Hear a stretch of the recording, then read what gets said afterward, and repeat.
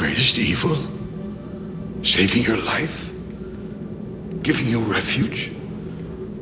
Protecting and nurturing you? No, this can't be. By your own words. The sin I must embrace.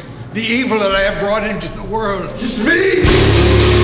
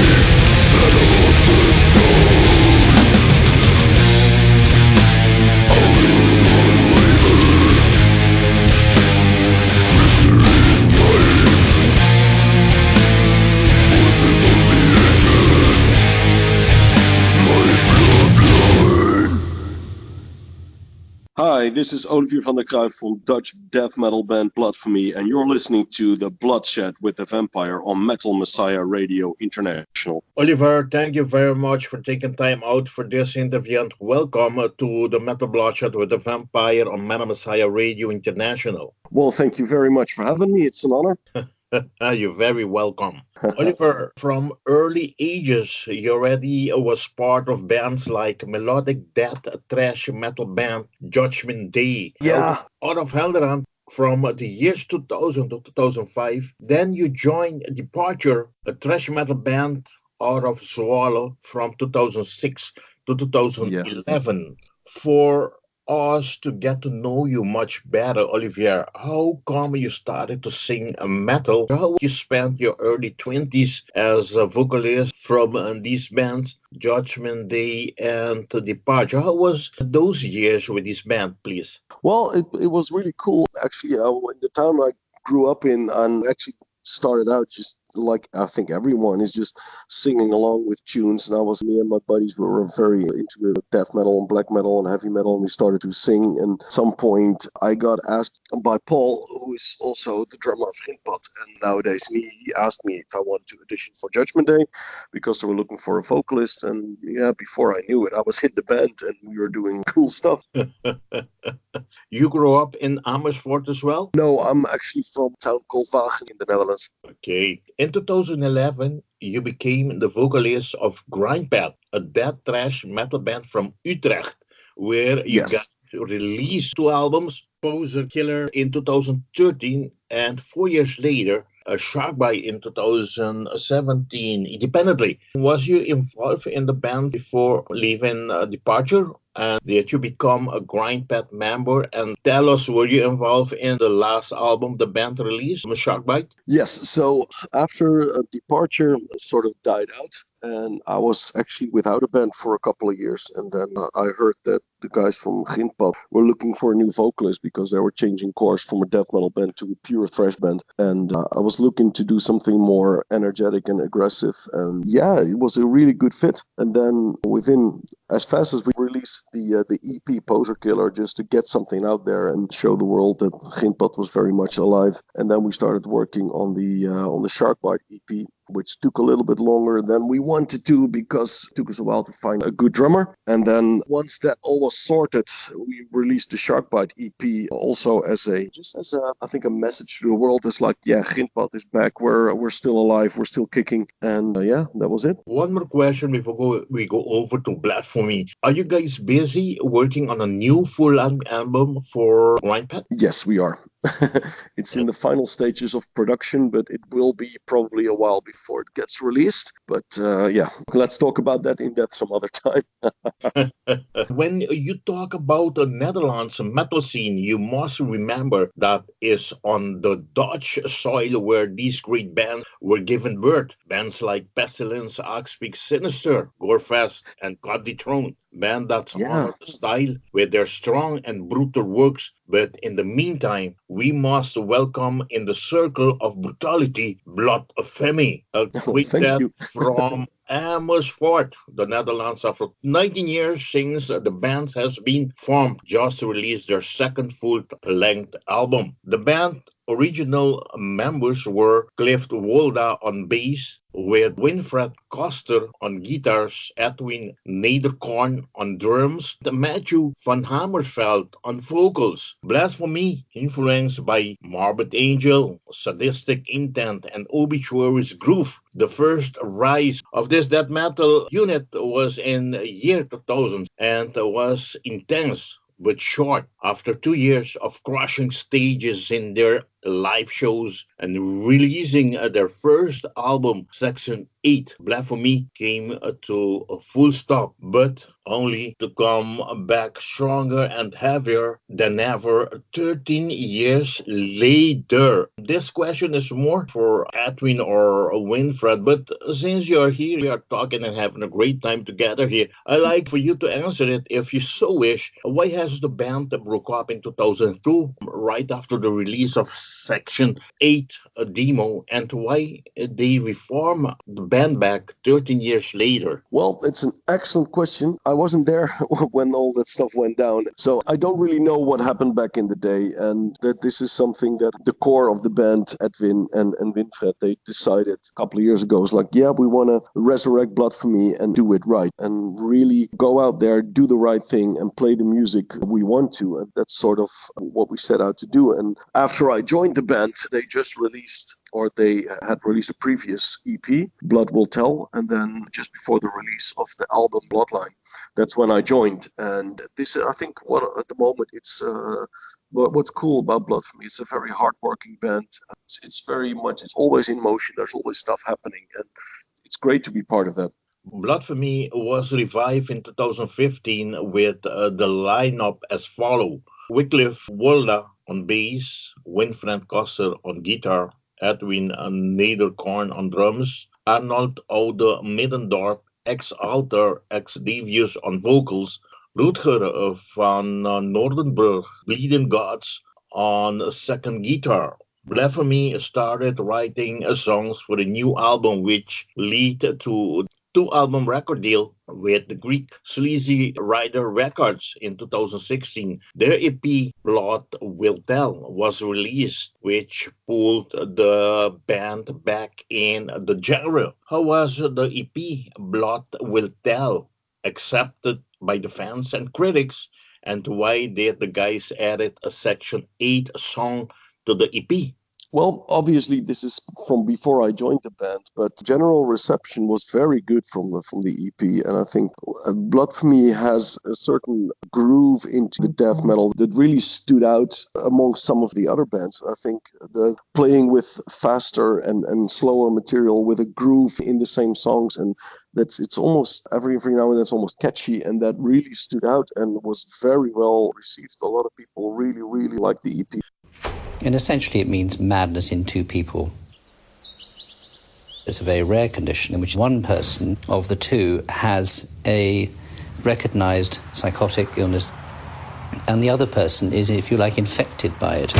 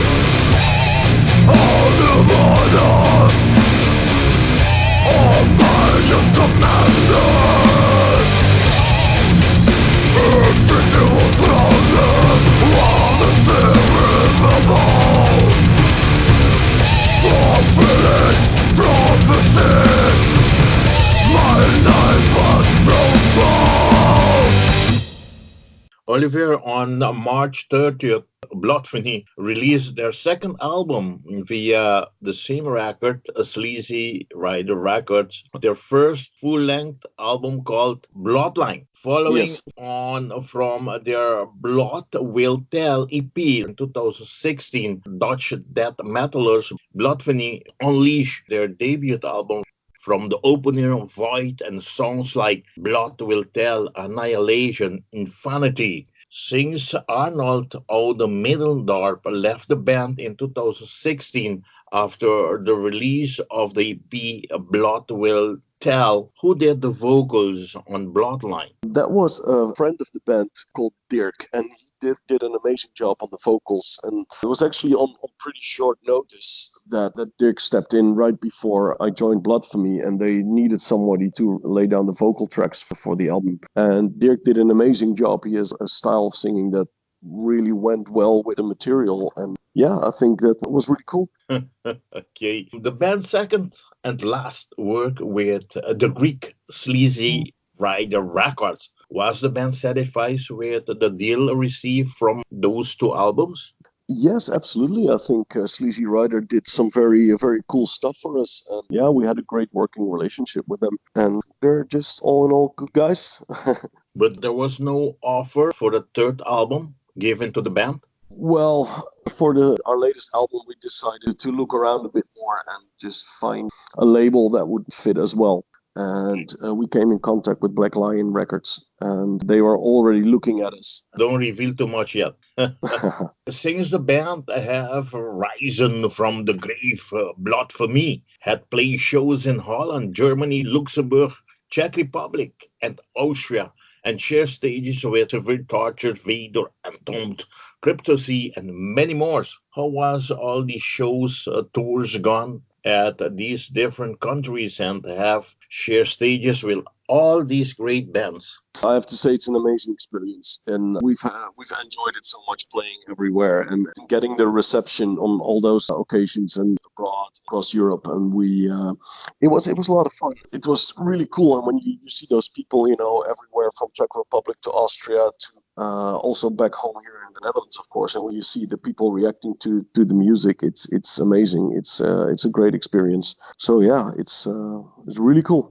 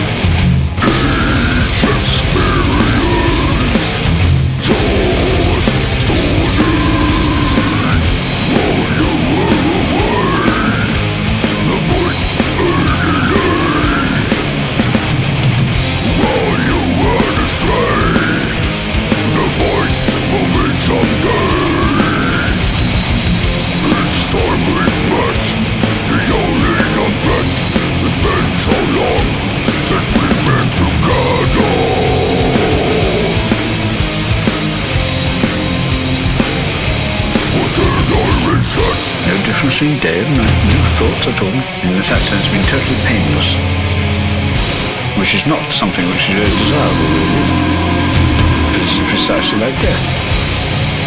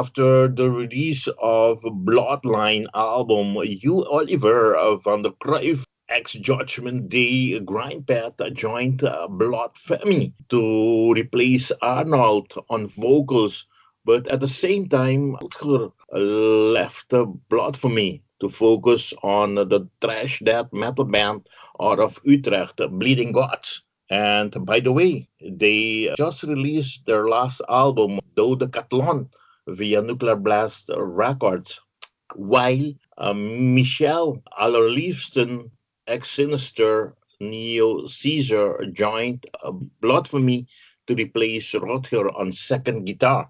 Olivier, you and Michel jumped in just after the release of the album Bloodline. How did you guys join the band? Was there any audition made? Yes, so Edwin, the drummer, he got into contact with me because actually we have common friends. And he basically asked me, he's like, dude, we're looking for a vocalist for a death metal band, Blood. Are you interested? And I immediately said yes. And I knew the band and I liked the band. So when they asked me, it was awesome. And then, of course, I had to audition for them. And we went through a couple of sessions and I learned some of the songs. And it was a good fit. It felt right from all sides. And then it was decided. If I'm not wrong, Michel left in 2018 and unbelievable, but the founding member, Wicliff Wolda, left Bloodphemy as well. Do you have any ideas why these guys has parted away with the band and who replaced them and was them in the making of the new album In Cold Blood? Yeah, so in terms of Michel, he's very busy with his other band, Neo Caesar. He's a good friend of the band and he stepped in when we needed a second guitar player. He did a very good job, but in the end it turned out he was just too busy with his life and his other band and he couldn't really make it work. So that was the reason he quit the band. And with Wicliff, it was actually, I think it's more of a personal choice for him to leave the band due to his well, you should ask him. But I mean, he's still playing music or he just quit do any music at all? I don't think he's playing at the moment, but yeah, you never know these guys. You know, he might step in somewhere and catch you guys on the road, no? Yeah, you never know. And we're still good friends with all these people, so yeah. That's great. That's great to hear. In Cold Blood picks up where 2017 Bloodline left off. And not just in terms of their similarity sanguine titles, Bloodphemy specialize in early Florida style death metal and Swedish death metal. Bloodphemy are poised to unleash their upcoming album In Cold Blood this April via Black Lion Records. If you don't mind, Oliver, would you like to present us the tracking list of this album?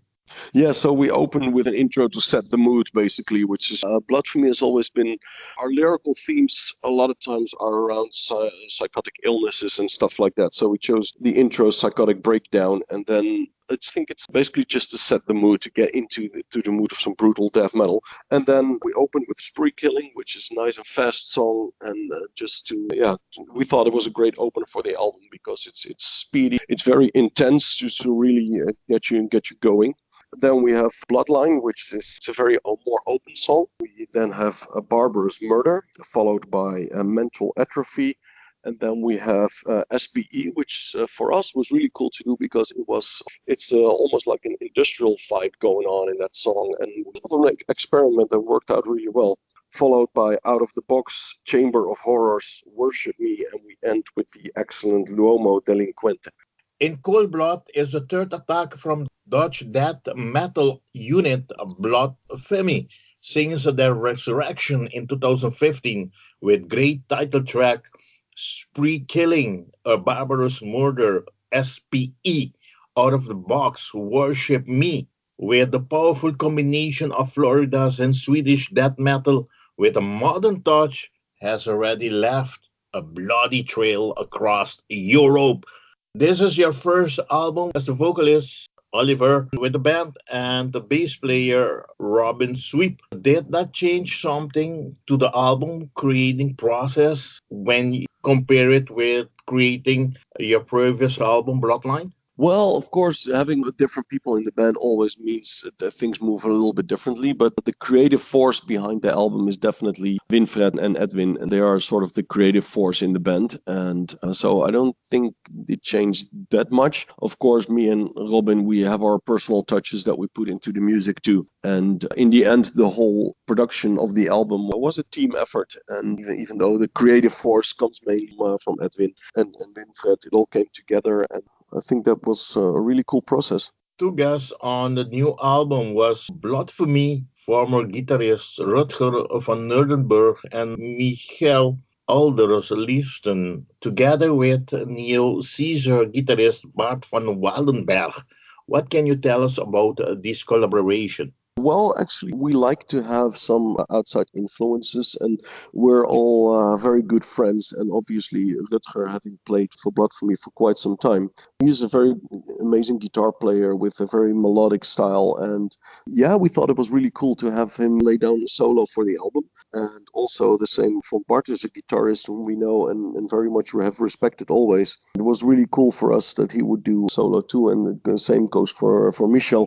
It's basically it's a kind of a friends for friends thing where you collaborate and try to get some mixture going. It's cool. That's always in the Netherlands. I've been going to the Netherlands for so many years, and I meet so many musicians, even though they split from one band to the other. But I realize that the friendship, the communication always stays. Yeah, absolutely. Yeah, I think the scene here is really cool and very friendly, and a lot of people know each other, and it's a great place to be in. Yeah, really enjoying going to the festival. And I see all my Dutch friends, they all know each other. We all drink beers together, having fun, enjoying metal. Absolutely. And the best thing of it, and supporting each other. That's definitely a big thing, and something I think we all very much enjoy.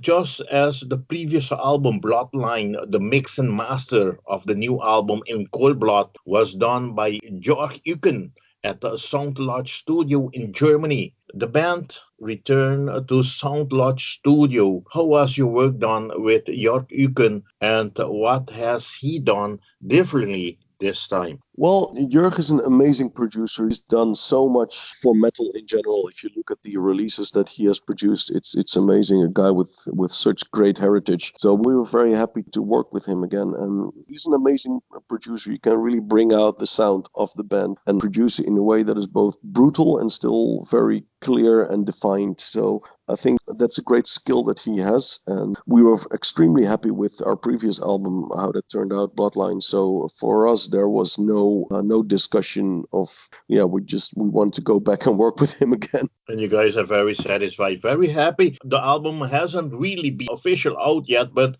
for some of the single that has been already put out, you can already feel how good the production of this album is. Well, thank you. I totally agree. When we first heard the result coming back from Jörg and from Sound Lodge, I was literally blown away. It was amazing.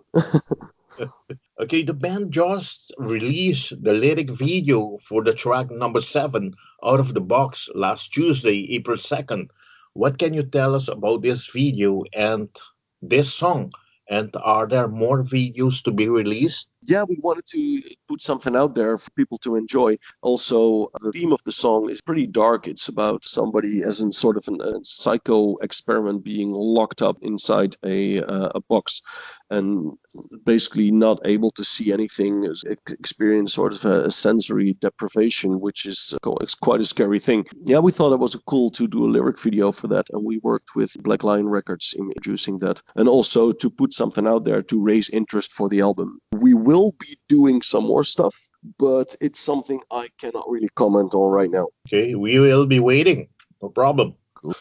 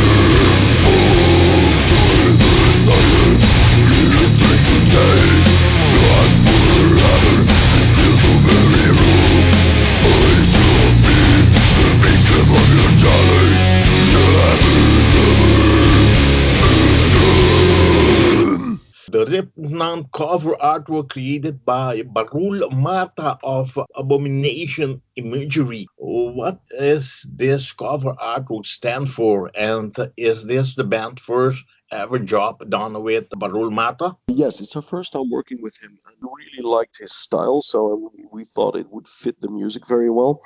And then we worked with him and he created the artwork. And I think it's more of a mood thing, that actually the style and the mood that it generates goes really well with the music.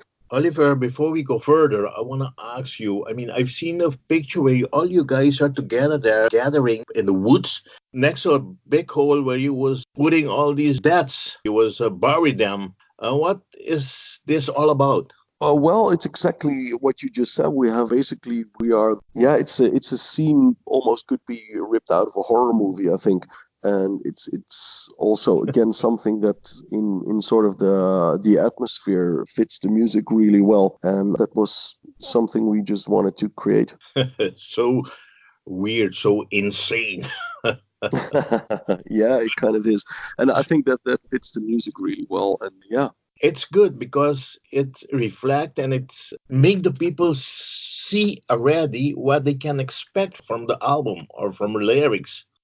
Yeah, I think so too. That's definitely a thing, and that's something what I like about how that turned out.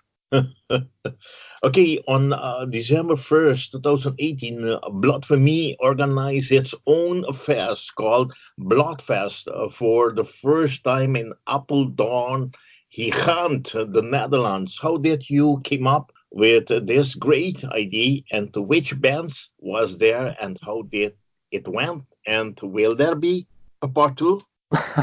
Well, to answer the last question first, I think so, but we cannot really announce anything. And this, again, is something that Edwin was very much involved in. Yeah, he should probably answer that question. But it was very cool. And we have so many bands that we like friends with and also from other countries. So we thought it would be really awesome to get these guys over and do a whole day festival together and just, hang out, enjoy the music and enjoy each other's bands. And it turned out it was a really nice day. We had all of us, we had a really good time. Yeah, it was really a very cool experience. And especially in Apeldoorn, Gigant, I love the place. Very nice venue. It's always a good crowd when I visit Gigant for the metal festival. Yeah, no, absolutely. It's a great place, friendly people in a nice town. So yeah, I like it. Yeah. As we speak, just a couple hours before, it will happen tonight, April 6th, at DBS in Utrecht, the Netherlands. Bloodphemy will be doing the band's album release party.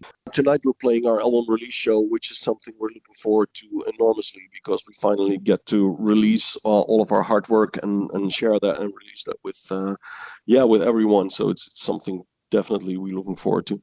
You guys will be playing with Phlebotomized, guys that are going to be releasing their album release party as well, Deformation of Humanity. And we played them as well on Madame Messiah Radio, so we do with Bloodphemy. What can fans expect back there in Utrecht tonight? Are there more bands that playing tonight besides the two of you? Another band's opening the night, which is also a very good death metal band. And then, of course, we and Phlebotomized play. And I think it's a great opportunity for everyone going because you get to see 3 amazing bands, 2 albums being released, and I think it will be a treat. Upcoming events, Oliver, I can see here your schedule that you guys already book on May 29. That's for Fuck the Commercial festivals in Germany. Then you guys gonna be in July for Goat Hell Metal Fest in Croatia. You guys gonna go to Gotum Open Air Festival. That's in Slovakia, which one I attended a couple years ago. Very great festival. You guys will love it. Then you are booked for Brezova. That's a metal festival in Czech Republic. I love going to Czech Republic festivals. There are very great. And Blackland, Berlin, a rock and metal bar. That's somewhere in November. Okay, so what can fans expect from the bands at this festival? And are you guys excited for this upcoming, let's call it, European tour in support of the band's new album in Cold Blood? We're extremely excited to go on the road again. So for me personally, it's the best part of playing in a band. It's going on stage and performing live and in front of a crowd. That's amazing. It's so much fun, and being able to do that at these great festivals and great places to go and meet all these people. It's fantastic, especially given the opportunity to play on a legendary festival like Fuck the Commerce. It's amazing. It's something where we cannot wait to hit the road. You guys gonna be playing together with a couple more bands in Backland, Berlin, a rock and metal bar. Who are those bands, Oliver? Yeah, so Draugard is a band we're friends with, and we're planning some gigs together, but that's still quite a way off, so there should be more announced around that time. Bloodphemy, brutal old school death metal from the Netherlands, combining speed, aggression, heaviness with catchy riffs and fresh tearing solos. So you fucking need to have this great album in cold blood in your collection as soon it comes out on the 12th of this month. My last question, Oliver, I know you are already preparing to get ready for the album release party tonight, so I won't take any more time of your time now. My last question once again, in how many format will this album be available, and will it also be made available in cassettes? Yeah, so we have the normal CDs, which anyone can pre-order right now through our website or Black Line Records. Then we have cassettes available in very limited edition, which is something it's the second time for us we do that. It's cool that people are interested in that. So, and it's cool to have a physical product, I think, still. Obviously, we also do streaming. We'll be on Spotify, iTunes, all the usual places where you can stream your music. But if anyone is still like me and wants to have the physical copy, please go ahead. And I love having these things in my collection. So, like I do, supporting the bands, because that's why here we as fans are for, to support you guys and thank you guys for making metal, and we have to back you up, support you guys. I appreciate that, man, and I appreciate the time today to speak to you. It's great, and I hope everyone enjoys the album. Please go ahead and listen to it. Yeah, we cannot wait to meet everyone on the road and see what you guys think. Oliver, before we leave, how about t-shirt or any other merchandise of the new album? Is there also will be made available? Yes, we have printed new T-shirts with the artwork of the album. They turned out great. We'll be selling them actually today for the first time at the release party, so that's something pretty cool too. And we are looking into creating maybe some other things, but yeah, nothing concrete on that. But we still have lots of stuff, stickers, T-shirts. So yeah, we have everything available. Reserve one t-shirt for me. I will send the money. I will definitely do that, man. Cool. Oliver, for those who are going to the show tonight, are there CDs already available for them to buy, even though the CD has not been officially released? Yes. So we are selling physical copies today for the first time. Tonight. Very great. Yes. Oliver, I want to thank you very much to make this interview possible, and I want to hand you over the microphone of Metal Messiah Radio for you to invite all your friends to support the band, to come tonight to support the bands in Utrecht for the band's release party and to buy your new album. Tonight they can do it. And also all merchandise you guys have available tonight, and what you have already in the stock, older albums, the older merchandises. So support the band, go all the shows you already have booked for this year. Now you're gonna leave the microphone, Metal Messiah Radio microphone is all yours, Oliver. Well, thank you, man. I appreciate the time today. It's been a great time talking to you guys, and we hope everyone will check out our new album, In Cold Blood, which will be released on the 12th of April on all the streaming services and be available physical copies. Please check out our shows across Europe. We'd love to meet you, have a beer with you, and talk about metal and hear what you think about the new album. And stay heavy, guys. Okay, Oliver, I want to thank you very much, and please say hello to the guys for me, to Edwin, to Winfred, to Robin, and the rest of the guys that was part of the band as well. So I hope you have a great time tonight, and I wish you all the best for this great new album, In Cold Blood. Thank you, man. I appreciate it. And thank you for supporting the bands like us. Okay, bye-bye. Like I always say, metal on. Bye-bye. Bye-bye, man.